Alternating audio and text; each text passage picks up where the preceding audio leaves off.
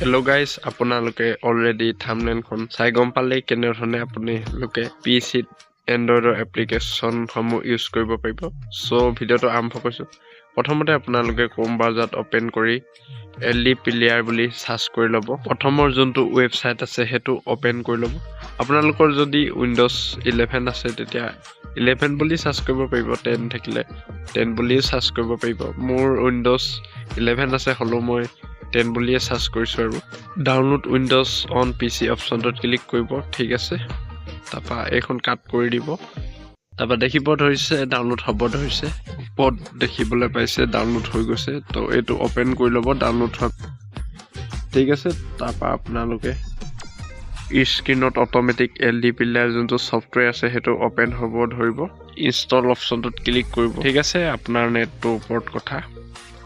So মই ভিডিঅ'টো skip কৰি দিছোঁ। ঠিক আছে, ইনষ্টল হ'ব ধৰিছে আৰু ইনষ্টল হৈ গৈছে। তাৰপা ওপেন হৈছে অটোমেটিক। ওপেন হোৱাৰ পিছত অকণমান সময় ল'ব। ইয়াত আপোনালোকে আপোনালোকৰ নামটো বহাই দিব। সো মই মোৰ নামটো বহাই দি কাউণ্টিনি অপশ্যনত ক্লিক কৰি দিছোঁ। ঠিক আছে, ইয়াত আপোনালোকে চিলেক্ট কৰিব পাৰে, সেইখিনি চিলেক্ট কৰি ল'ব আৰু কেনেকৈ ধৰণে। তাৰপৰা স্কিপ কৰি ল'ব।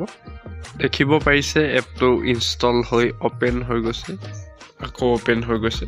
টেবলেট ষ্টাৰ্টিং দেখিব পাৰিছে আপোনালোকে। ইয়াত গুগল প্লে ষ্ট'ৰ দেখিবলৈ পাই যাব। তো প্লে ষ্ট'ৰটো আপোনালোকে ওপেন কৰি তাত চাইন ইন কৰি ল'ব, তেতিয়াহে কাম কৰিব।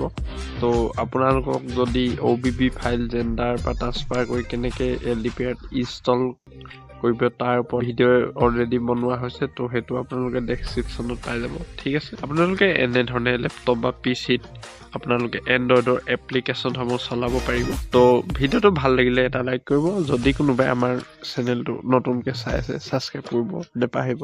চ' আজিলৈ লগ পাম নতুন এটা ভিডিঅ'ত। ধন্যবাদ।